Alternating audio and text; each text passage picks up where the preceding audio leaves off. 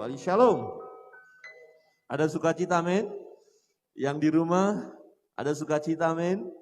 Kita bersyukur karena ada hujan ya tadi malam dan sampai sekarang sehingga terganggu kehadiran Bapak Ibu Saudara ke gereja, tetapi sungguh kita bersyukur karena ada teknologi menolong kita sehingga Bapak Ibu dapat mengikuti ibadah secara virtual.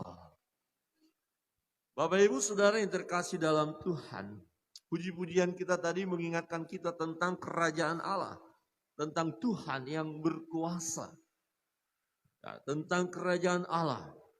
Tema kita hari ini juga berbicara tentang kerajaan Allah.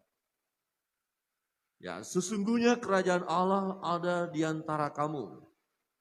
Di dalam pembacaan firman Tuhan, Lukas pasal 17 ayat 20 dan 21, firman Tuhan berbunyi demikian. Atas pertanyaan orang-orang Farisi, apabila kerajaan Allah akan datang? Yesus menjawab, katanya kerajaan Allah datang tanpa tanda-tanda lahiriah. Juga orang tidak dapat mengatakan, lihat ia ada di sini, atau ia ada di sana. Sebab sesungguhnya kerajaan Allah ada di antara kamu. Saudara yang terkasih di dalam Tuhan, rupanya ada pertanyaan. Ya, tentang kerajaan Allah itu. Sudahkah mulai? Sudah datang? Apa sedang terjadi? Nah, terjemahan lain berkata begini, bahasa Indonesia sehari-hari. Beberapa orang Farisi bertanya kepada Yesus, kapan Allah datang untuk memerintah? Ya, kapan Allah datang untuk memerintah? Firman Allah yang hidup, pada suatu hari orang-orang Farisi bertanya kepada Yesus, kapankah kerajaan Allah akan dimulai? Kapan kerajaan Allah akan dimulai? Dalam terjemahan lama berkata begini, tatkala ia ditanya oleh orang Farisi, bilakah kerajaan Allah itu datang? Bilakah kerajaan Allah itu datang? Dalam King James Version dikatakan, ya, when the kingdom of God will come. Kapan datang kerajaan Allah? Orang Farisi bertanya kepada dia, bertanya kepada Yesus, kapan kerajaan Allah itu akan datang? Kapan dimulai? Apakah sudah terjadi? Nah, mereka mau melihat tanda, ya. Dan berbicara tentang kerajaan itu identik dengan kekuasaan, dengan pemerintahan, dengan kepemimpinan. Siapa yang memimpin? Siapa yang berkuasa? Siapa raja kita? Ya, kuasanya mana? Kira-kira begitu. Siapa yang berkuasa saat ini? Adakah Allah yang berkuasa saat ini di muka bumi ini? Nah, saudara yang terkasih dalam Tuhan, pada waktu itu umat Israel, orang Farisi, orang Saduki, ya, memahami bahwa kerajaan Allah itu secara lahiriah. Jadi waktu dikatakan Yesus datang sebagai raja, mereka mau melihat, ya, raja seperti raja di bumi, seperti Raja Daud, seperti Raja Salomo yang hebat luar biasa. Dan pada waktu itu mereka ada dalam tekanan, ya, bangsa Roma. Jadi mereka rindu kebebasan dan mereka sedang menantikan raja itu yang diurapi itu. Dan memang sudah ada nubuatan sebelumnya. Nah, mereka menantikan penggenapan nubuatan bahwa Allah yang akan memerintah di bumi sehingga terjadi kedamaian. Kerajaan Salom. Apakah ini sudah mulai kerajaan Salom? Kerajaan damai sejahtera? Kerajaan 1000 tahun itu? Apakah Yesus sudah memerintah? Nah, waktu Yesus datang, mereka memang menantikan, mau melihat bahwa betul Yesus datang sebagai raja, maka mereka mau lihat penggenapan itu. Itu sebabnya ketika Yesus nanti mengatakan bahwa dia akan mati, Orang-orang kecewa. Loh, gimana sih kita menantikan dia sebagai raja yang berkuasa, padahal dia dibilang raja di atas segala raja, kok mati, kok disalibkan. Nah, karena pemahaman mereka, ya dia datang sebagai raja secara lahiriah itu. Memang akan datang nanti sebagai raja di atas segala raja. Tetapi waktu Yesus datang, kedatangan yang pertama itu, ya tidak berbicara bahwa dia akan memimpin secara lahiriah. Saudara yang terkasih dalam Tuhan. Apa respon Yesus atas pertanyaan orang-orang Farisi itu? Orang Farisi bertanya, sudahkah mulai kerajaan Allah? Sudahkah saatnya ini kerajaan Allah? Sudahkah Allah yang memerintah saat ini? Dan jawaban Yesus tadi jelas sekali. Ya. Jawaban Yesus bahwa kerajaan Allah datang tanpa tanda-tanda lahiriah. Jadi nggak kelihatan, wah ini mahkotanya, jubahnya, wah hebat perintahnya. Bukan secara lahiriah. Kerajaan Allah ada di antara kamu. Apa artinya kerajaan Allah ada di antara kamu? Kerajaan Allah ada di hatimu. Terjemahan lain berkata, kerajaan Allah ada di hatimu. Adakah Allah memerintah dalam hidupmu? Ya, adakah Allah memerintah dalam hidup kita bersama-sama? Kerajaan Allah datang tanpa tanda-tanda lahiriah. Kerajaan Allah ada di antara kamu. Siapa yang memimpin umat manusia saat ini? Siapa yang memimpin hidup kita? Adakah Yesus yang sudah memimpin kita? Jadi kerajaan Allah ada di antara kamu. Kerajaan Allah ada di hatimu. Bukan berarti Yesus tidak akan datang kedua kali. Betul dia akan datang nanti. Raja di atas segala raja. Saudara, apa respon yang harus kita lakukan saat menantikan kedatangan Yesus sebagai raja di atas segala raja?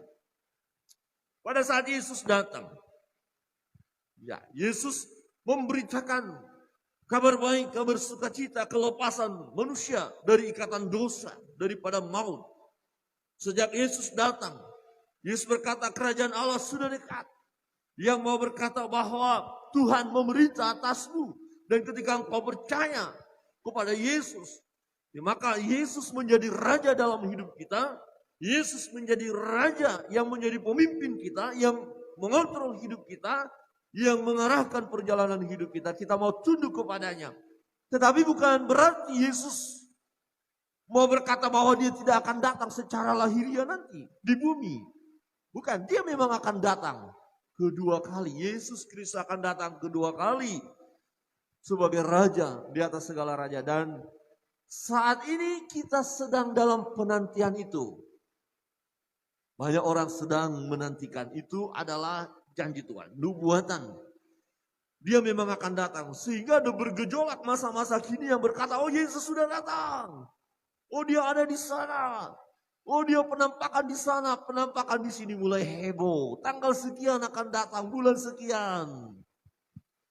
Tapi Tuhan katakan, jangan percaya dengan kata-kata itu. Nah, ada banyak yang tersesat dalam masa penantian ini. Tetapi kita sebagai anak-anak Tuhan, jangan sampai tersesat. Amin. Coba lihat kiri kanan dan katakan, jangan sampai tersesat. Jangan sampai tersesat. Dan sekarang penyesat itu sedang bekerja. Ya, penyesat itu sedang bekerja. Lantas apa respon kita? Yang pertama adalah tetaplah percaya bahwa Yesus akan datang untuk kedua kalinya. Dia datang sebagai raja yang memerintah. Dia akan datang, ketika dia akan datang. Ya, ada tanda-tanda yang bisa kita lihat. Dan saat dia datang, betul dia raja di atas segala raja. Dia yang akan memimpin. Kuasa kegelapan sudah dikalahkan, ditaklukkan, iblis ditaklukkan, dan dia yang memimpin. Dan bersama dengan saleh-salehnya, bersama dengan orang yang percaya kepadanya. Dia akan memimpin. Betul, dia akan datang. Tetapi ada banyak orang mulai ragu-ragu. Sebab kebenaran firman Tuhan yang berkata bahwa harinya sudah dekat. Hari Tuhan sudah dekat. Tetapi fakta berkata sampai sekarang kok belum tiba. Sehingga ada yang berkata tampaknya Tuhan lupa. Tampaknya itu enggak jadi.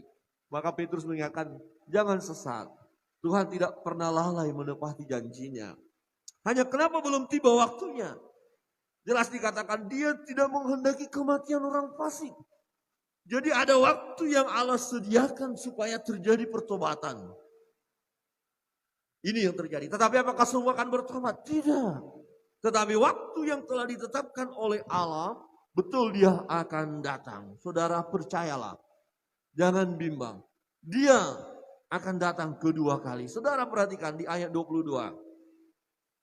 Dan ia berkata kepada murid-muridnya, akan datang waktunya kamu ingin melihat satu daripada hari-hari anak manusia itu. Dan kamu tidak akan melihatnya. Murid-murid tidak akan melihat. Kenapa? Saudara dan saya juga tidak akan melihat kedatangan Kristus kedua kali. Ya, kenapa? Karena orang percaya sudah diangkat terlebih dahulu. Karena sebelum kedatangan Kristus kedua kali akan terjadi kesukaran besar. Akan terjadi penderitaan luar biasa. Selama 7 tahun yang disebut dengan tribulasi itu. Masa sengsara yang luar biasa. Dan di situ antikristus berkuasa. Di situ nanti yang kalau Bapak Ibu dengar ada 666 ya, lambang 66, di situ dia memerintah. Jadi kalau sekarang sudah berkata ada chip ini, chip itu. Jangan mudah terkecoh. Belum. Nanti kita akan lihat apa tanda-tandanya. Baru kita semakin tahu. Ini betul-betul sudah semakin dekat. Ada. Perhatikan. Dan orang akan berkata kepadamu, lihat ia ada di sana. Lihat dia ada di sini. Jangan kamu pergi ke situ. Jangan kamu ikut. Jangan percayai itu, berita itu. Kalau kita belajar dari sejarah, ada banyak orang-orang yang mati, bunuh diri. Karena ada yang mengajarkan, Yesus datang kedua kali tanggal sekian bulan sekian. Setelah ditunggu, tidak datang-datang, akhirnya bunuh diri. Ada orang berkata, Yesus sudah ada di sana. Ada orang berkata, si A itu adalah titisan daripada Yesus. Ada banyak sekali saudara. Ini lagi tren sekarang, pengajaran yang sangat menyesatkan. Dikatakan Yesus hadir, sudah ada. Dan ya Yesus itu adalah dalam rupa wanita. Kacau bukan? Kacau balau. Ya. Nah kalaupun itu ada orang berkata dia di sana, dia di sini. Tanggal sekian datang, tanggal sekian. Jangan percaya. Sebab seorang pun tidak tahu kapan kedatangannya. Yesus sendiri sudah berkata. Tak seorang pun yang tahu. Jadi urusan kita sebenarnya bukan pengen tahu kapan dia datang. Tetapi apa yang mau kita lakukan waktu kita menantikannya. Ini yang terpenting. Apa yang mau saya buat. Adakah aku tetap percaya menantikan kedatangan Kristus kedua kali. Jadi bukan bagaimana caranya, di mana dia, kemana kita nanti berbondong-bondong. Ada orang yang menjual hartanya kemudian pergi ke satu tempat. Itu keliru. Bukan begitu cara menantikan kedatangan raja di atas segala raja. Tetapi adakah kita memiliki iman? Adakah kita tetap percaya kepada dia? Ayat 24 perhatikan dikatakan. Sama seperti kilat memancar dari ujung langit yang satu ke ujung langit yang lain. Demikian pula lah kelak halnya anak manusia pada hari kedatangannya. Hari kedatangannya yang dimaksud adalah hari kedatangannya yang kedua kali. Yang pertama kali dia datang.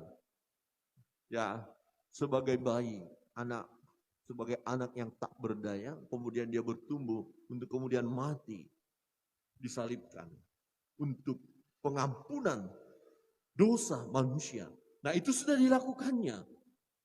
Dia mati, bangkit dan naik ke surga. Kemudian dia akan datang kedua kali. Inilah yang sedang kita nantikan. Masa penantian itu adalah masa penantian kedatangan Kristus kedua kali.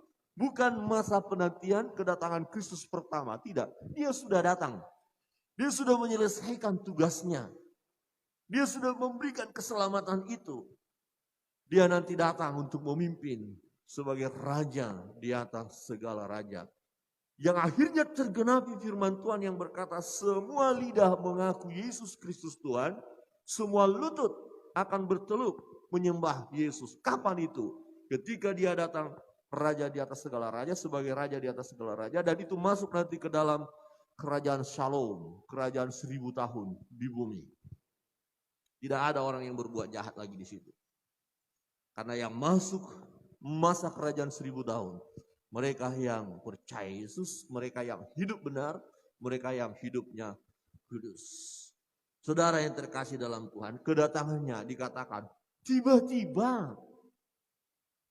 Jadi jangan lengah, pertahankan iman kita, percaya pada Yesus. Jangan bimbang dan ragu, gak usah pusing memikirkan di mana dia sekarang, di daerah mana dia, di kota mana, kemana kita lari untuk ke sana menjumpai. Nggak usah bingung, dimanapun kita berada, yang penting kita percaya Yesus Kristus Tuhan dan Juru Selamat kita yang hidup.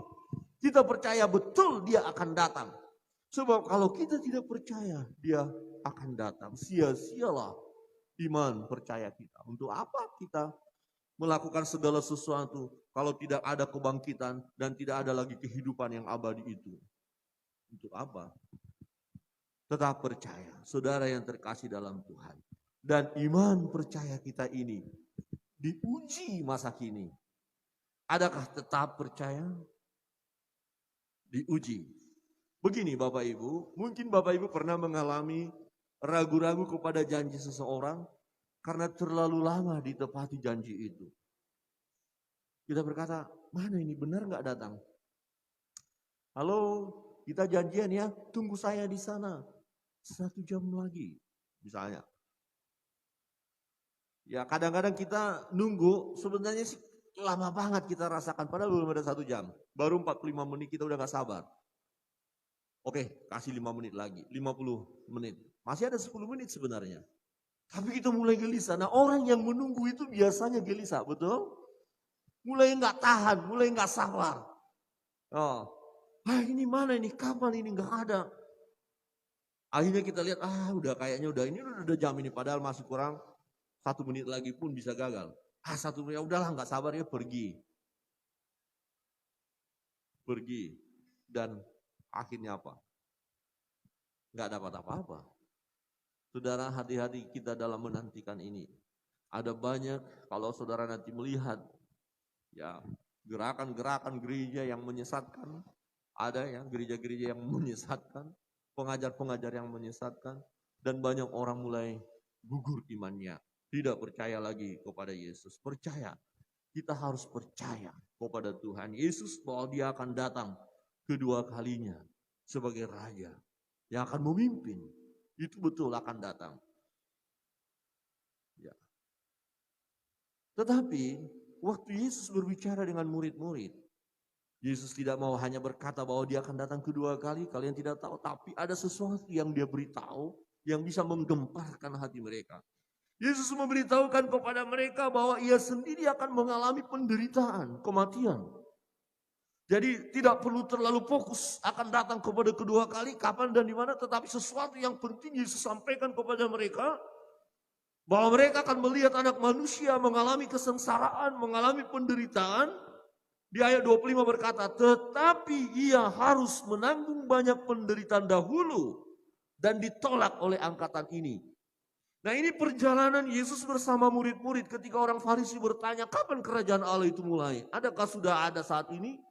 Tetapi Yesus menjelaskan, memberitahukan kepada mereka, itu memang akan ada. Tapi engkau tidak akan melihat lagi. Namun dalam waktu dekat ini engkau akan melihat anak manusia mengalami penderitaan. Engkau akan melihat bahwa dia akan sengsara, akan menderita. Dan angkatan ini akan menolak. Nah itu berbicara tentang hari kematian Yesus. Yang akan kita peringati bulan depan. Yang akan kita lihat. Ya. Dan Yesus memberitahukan kepada murid-murid bahwa Yesus akan menderita dahulu. Dia akan mengalami penderitaan yang luar biasa. Mati di kayu salib. Untuk apa? Memberikan keselamatan kepada manusia. Ya, bagi mereka yang percaya kepada Yesus. dosanya diampuni. Dosanya diampuni. Dan diberikan kehidupan yang abadi. Saudara yang terkasih dalam Tuhan. Ini penting. Percaya kepada Yesus. Percaya bahwa Yesus adalah Tuhan yang mengampuni segala dosa dan kesalahan kita. Yang menguduskan hidup kita. Darah Yesus yang membasuh kita dari segala dosa dan kesalahan kita. Untuk itu kita percaya kepada Dia. Percaya kematiannya di kayu salib. Darah Yesus menyucikan, menguduskan kita. Dan sebagai orang percaya, tetap percaya juga Dia akan datang kedua kali untuk menjemput saleh-salehnya, menjemput setiap orang yang percaya. Dan ketika Dia datang, saudara dan saya akan diangkat. Amin. Akan diselamatkan. Amin. Ada amin? Jangan mulai diangkat gak ya? Nanti kita lihat, karena ada 2 orang nanti, satu diangkat, satu enggak. Terus gimana dong ini? Saudara percaya, itu yang utama. Yang kedua, apa respon kita dalam menantikan kerajaan Allah itu? Ya, kedatangan Kristus kedua kali. Yang kedua, taat mendengar suara Tuhan. Dan jangan terlena dengan dunia. Dalam bagian ini Tuhan Yesus sendiri yang berkata kepada mereka dan memberikan 2 contoh, 2 masa, 2 zaman yang menjadi peringatan kepada mereka dan juga menjadi peringatan bagi kita, yaitu tentang Nuh dan Lot.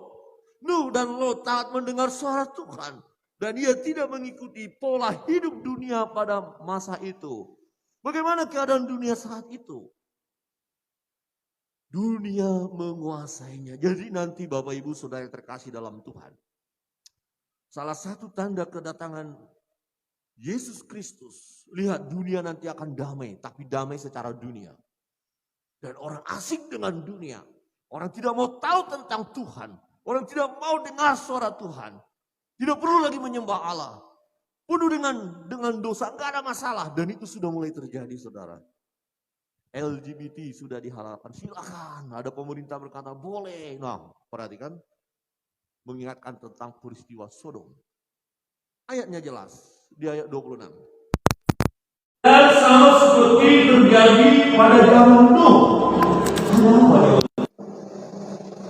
Ya, demikian pula lah halnya kelak pada hari Anak Manusia. Ya. Mereka makan dan minum, mereka kawin dan dikawinkan, sampai kepada hari Nuh masuk ke dalam bahtera. Lalu datanglah air bah dan membinasakan mereka semua. Kita tahu peristiwanya. Nuh bergaul karib dengan Allah. Sementara bangsa-bangsa pada masa itu, manusia pada saat itu enggak peduli tentang Tuhan. Mereka melakukan hal yang jahat, kawin dan dikawinkan. Pesta pora segala macam, tidak peduli tentang agama, tidak peduli tentang ibadah. Dan itu nanti akan terjadi. Gereja-gereja akan kosong. Sekarang aja sudah mulai kosong. Mulai terlena dengan dunia, mulai terlena dengan teknologi. Mulai terlena, semua mulai terlena, hati-hati. Nah, tetapi siapa yang bergaul karib dengan Allah? Dia akan tetap dengar suara Allah. Walaupun mungkin orang berkata, kamu ini udah kuno. Masa zaman sekarang masih ke gereja? Masa zaman sekarang masih menyembah Allah? Tetapi kalau dibilang kita ini kuno, masihkah kita tetap mempertahankan bergaul karib dengan Allah? Mungkin orang akan mentertawakan kita. Suatu waktu akan ditertawakan kita yang setia kepada Allah. Tapi adakah kita tetap setia kepada Allah? Nuh bergaul karib dengan Allah. Tuhan berkata, Nuh, lakukan ini buat bahtera. Dia lakukan. Sementara yang lain asik dengan dunia. Saudara dan saya harus taat mendengar suara Tuhan. Lakukan firman Allah. Jangan tergoda sementara yang lain asik dengan dunia. Jangan terlibat. Jangan terlena dengan dunia. Tetapi kita mau terus asik dengan Allah. Bergaul karib dengan Allah. Dan akan tiba waktunya terjadi peristiwa yang dahsyat itu.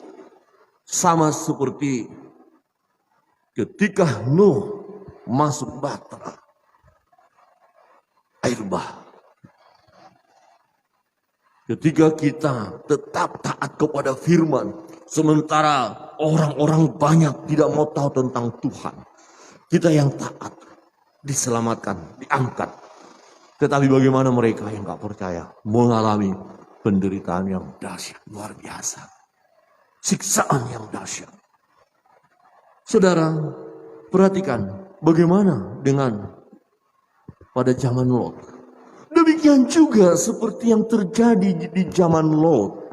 Mereka makan dan minum, mereka membeli dan menjual, mereka menanam dan membangun. Tetapi pada hari Lot pergi keluar dari Sodom. Apa artinya? Sodom dan Gomora hidup dengan kejahatan. Ya, penuh dengan dosa. Mengapa belum terjadi kehancuran bagi Sodom dan Gomora? Karena ada orang benar di sana. Jadi dikeluarkan dulu orang benar ini.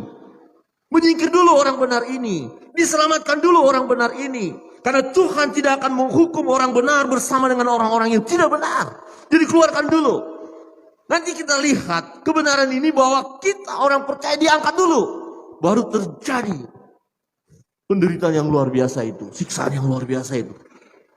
Saudara yang terkasih dalam Tuhan. Lot bersama keluarganya ada di negeri itu, Sodom dan Gomora. Tapi kejahatan luar biasa. Kemudian Tuhan katakan, segera keluar. Tetapi pada hari Lot pergi keluar dari Sodom. Setelah orang benar itu keluar dari tempat yang tak benar itu. Waktunya Tuhan menghancurkan tempat yang tak benar itu. Karena orang benar sudah diselamatkan. Sudah keluar dari tempat itu. Dan hancur. Tidak ada yang diselamatkan lagi. Karena yang mereka semua hidup dalam dosa.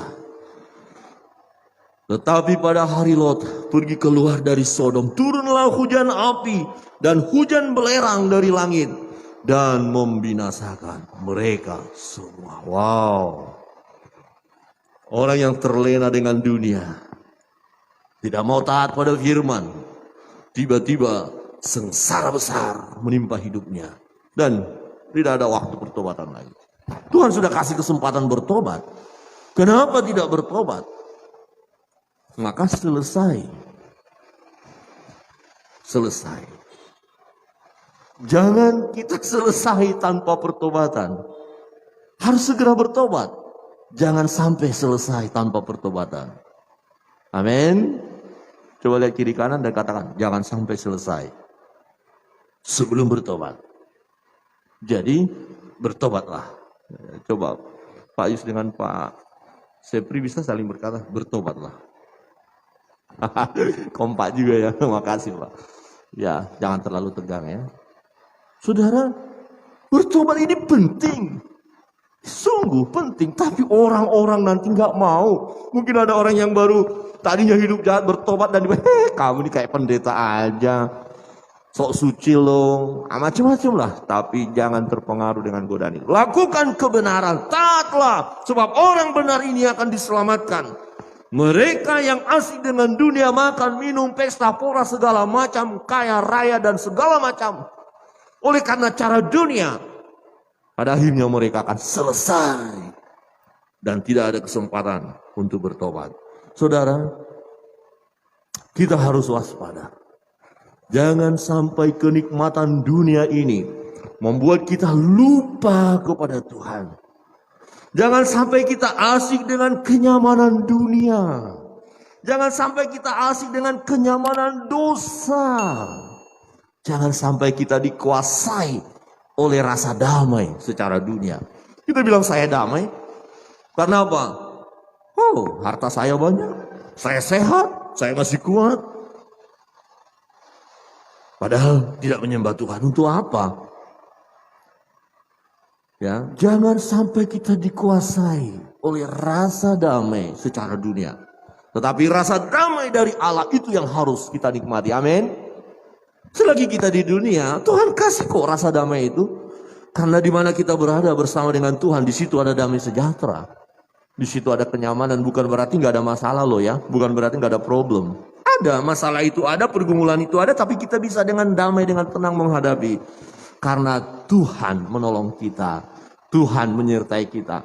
Diberkati orang yang mengandalkan Tuhan. Itu kan firman Tuhan katakan. Jadi ada masalah, ada pergumulan. Ya, saya mau taat terus pada firman. Saya mau lakukan firman. Saya percaya itu. Dan akhirnya kita bisa hadapi. Perhatikan, kita waspada. Zaman Nuh, zaman Lot. Orang-orang pada waktu itu asik dengan dunia. Makan, minum, pesta, pora, senang, bahagia. Bahkan penuh dengan dosa. Saudara, zaman Lot itu sangat mengerikan. Dosa perzinahan, ya, homoseks, ya, LGBT. Bukankah itu sudah terjadi? Bahkan kitab mereka sengaja mereka buat bahwa LGBT itu adalah benar, bukan dosa. Jadi kalau laki-laki menyenangi laki-laki itu benar. Ini kan masalah hati, masalah manusia. Wah, ini keliru. Oh, perempuan menyenangi perempuan, kemudian menikah. Wah, pendeta memberkati juga. Aduh, kacau balau. Tapi sudah terjadi? Sudah. Dan akan bergerak terus. Nanti dunia mulai kacau balau. Ya, ada di negara-negara tertentu kalau ke toilet, biasanya apa yang ada kan laki-laki dan perempuan. Sekarang sudah 3 tempat. Laki-laki, perempuan, antara laki-laki dan perempuan. Kalau saudara pergi ke toilet kemana? Bapak-bapak ingat ya, perempuan.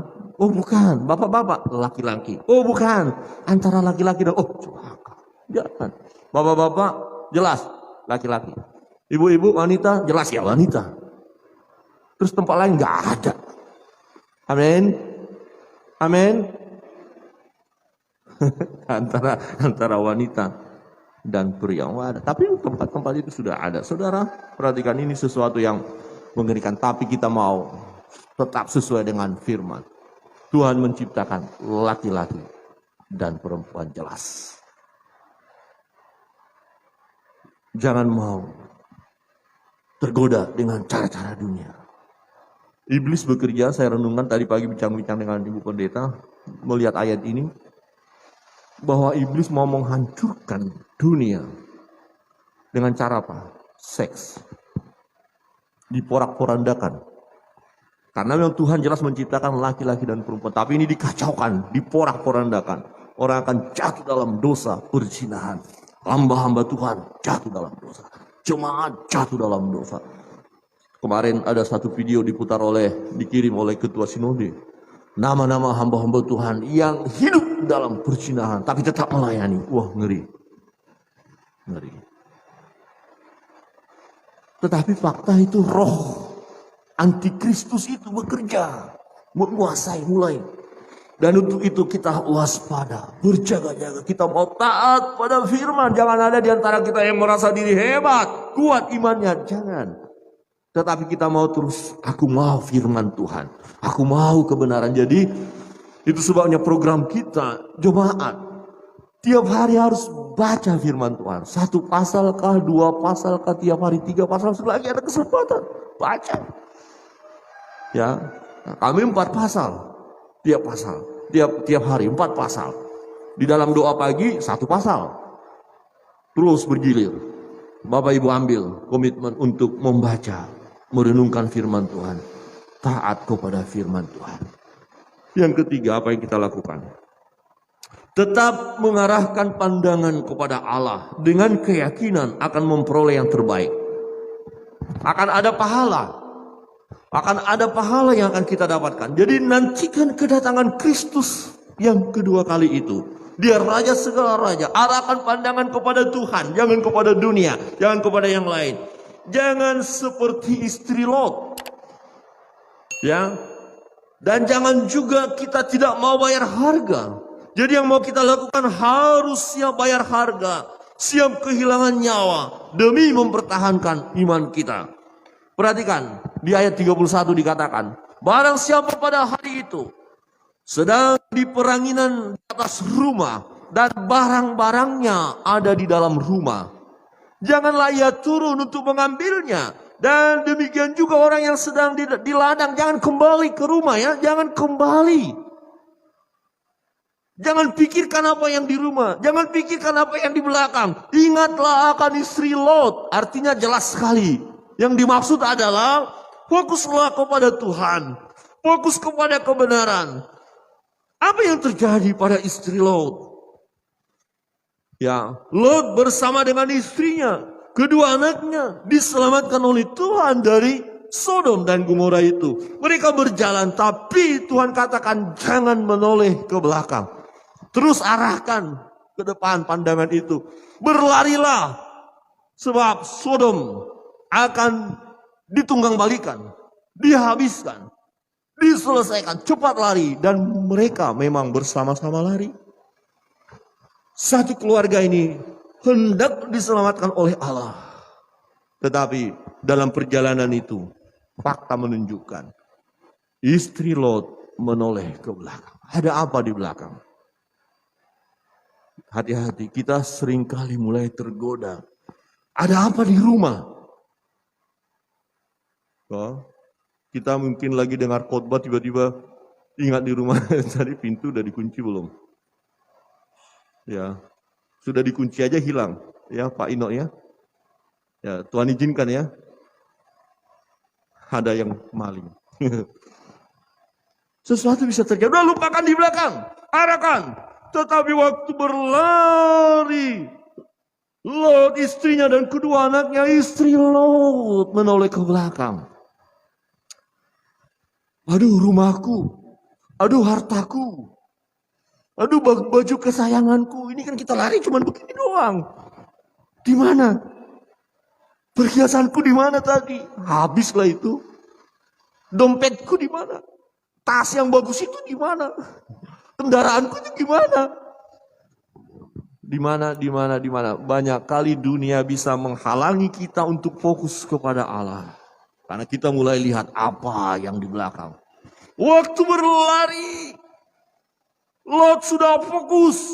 Saya yakin mungkin gandengan mereka ya. Lot, istri, anak-anak, ayo lari. Mungkin anak sebelah sana satu, anak sebelah sini lari. Tiba-tiba lari. Ih, kok berat banget. Enggak boleh noleh ke belakang. Berat banget. Ini ada apa sih ini? Sudah jadi apa? Tiang garam ya. Kaku, kok jadi patung itu. Tapi nggak boleh. Lihat. Kalau kita mau fokus kepada Allah, apa yang di belakang yang menggandoli kita harus lepaskan. Lot harus melepaskan genggaman tangannya. Dia lepaskan tangan istrinya yang sudah jadi patung itu. Berat. Saya yakin berat. Aduh, nggak bisa lihat. Sama seperti ada orang cerita, ya ada seorang bapak menangis sedih karena tidak bisa melihat istrinya dimakamkan karena COVID beberapa waktu lalu. Ada istri yang sangat sedih nggak bisa lihat suaminya, nggak boleh lihat pandang waktu pemakaman karena COVID.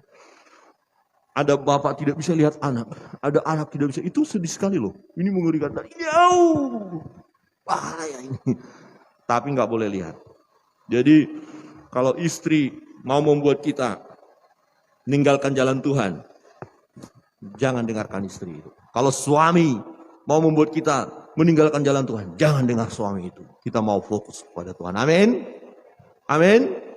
Ini jelas. Siapa yang mau menghalangi kita untuk datang kepada Tuhan, lepaskan itu.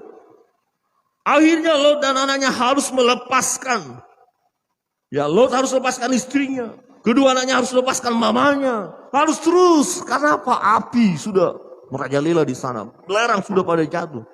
Malaikat itu berkata, cepat, segera. Gak ada kesempatan saudara. Ingat akan istri Lot. Apa yang mau membuat kita menoleh ke belakang. Sehingga menghalangi kita fokus kepada Tuhan. Tanggalkan itu. Amin. Amin. Coba lihat kiri kanan dan katakan, tanggalkan itu. Ya, lepaskan. Daripada kita nanti jadi patung, jadi kena api belerang, daripada itu lebih baik kita selamat aja deh. Karena berbicara tentang keselamatan, itu pribadi lepas pribadi. Ya, kita mengarahkan, kita mendoakan, kita membimbing. Oke, bagus, tapi kalau enggak mau dengar, selesai dia. Saudara yang terkasih dalam Tuhan. Ayat 33. Barang siapa berusaha memelihara nyawanya, ia akan kehilangan nyawanya. Dan barang siapa kehilangan nyawanya, ia akan menyelamatkannya. Begini, artinya gini. karena kita percaya Yesus, karena kita berkomitmen mengikuti Yesus. Kemudian ada orang yang menghambat kita untuk tidak percaya Yesus. Kita mau tetap berkata, enggak, aku percaya Yesus. Loh, saya bunuh loh. Kalau kau tetap mengikuti Yesus, kalau kau tetap menjadi orang percaya, kalau kau tetap menjadi orang Kristen, aku bunuh. Ya silakan bunuh saja. Wah, inilah. Mati syahid, oke, tidak masalah. Amin. Ini yang terpenting. Karena, perhatikan ayat itu. Barang siapa kehilangan nyawanya, kita mati karena mempertahankan iman kita. Ia akan menyelamatkannya. Ia akan mendapatkan kembali. Ia akan hidup pada masa kerajaan 1000 tahun. Akan memerintah bersama dengan raja di atas segala raja. Ketika raja di atas segala raja itu datang, kita dibangkitkan. Kita diangkat. Kita akhirnya menikmati kehidupan yang baru. Kehidupan yang kekal. Ya, hidup yang diubahkan. Tubuh kemuliaan kita akan kenakan. Tapi kalau baru diancam, kalau kau ikut Yesus, mati. Tapi kalau kau menyangkal imanmu, tidak percaya kepada Yesus, maka engkau akan dapat harta, dapat ini, dapat segala macam. Kemudian kita, ya kalau gitu saya nggak usah percaya Yesus, saya ikut yang itu aja deh. Kalau saya ikut Yesus, yang penting saya dapat harta, saya dapat hidup yang baik, saya nggak mati, ngeri loh mati. Tetapi kalau itu yang kita lakukan, maka dikatakan barang siapa berusaha memelihara nyawanya, jangan sampai saya mati gitu ya, ia akan kehilangan nyawanya. Dia tidak akan masuk surga, dia tidak akan mengalami keselamatan. Jadi mari siap kita berkorban. Aku berkata kepadamu, pada malam itu ada 2 orang di atas satu tempat tidur, yang seorang akan di bawah dan yang lain akan ditinggalkan. Ada 2 orang perempuan yang bersama-sama mengilang. Yang seorang akan dibawa dan yang lain akan ditinggalkan. Kalau ada 2 orang di ladang, yang seorang akan dibawa dan yang lain akan ditinggalkan. Kata mereka kepada Yesus, di mana Tuhan? Katanya kepada mereka, di mana ada mayat, di situ berkerumun burung nasar. Artinya, pekalah, lihatlah tanda-tanda itu. Kok banyak burung di sana yang rupanya ada bangkai. Jadi Tuhan berikan kepekaan kepada kita. Dia pasti akan datang kedua kali. Untuk itu, apa yang harus kita lakukan? Kerajaan Allah akan nyata ketika dia datang kedua kali. Tetaplah percaya bahwa dia memang akan datang untuk menjemput saleh-salehnya. Amin. Tetap percaya. Dan dalam perjalanan hidup ini, masa penantian ini, taatlah mendengar suara Tuhan. Jangan terlena dengan dunia. Dan yang ketiga, tetap mengarahkan pandangan kepada Allah. Dengan keyakinan akan memperoleh yang terbaik. Jangan menoleh ke belakang. Bahkan kita siap rela kehilangan nyawa di mempertahankan iman kita. Saya undang kita bangkit berdiri.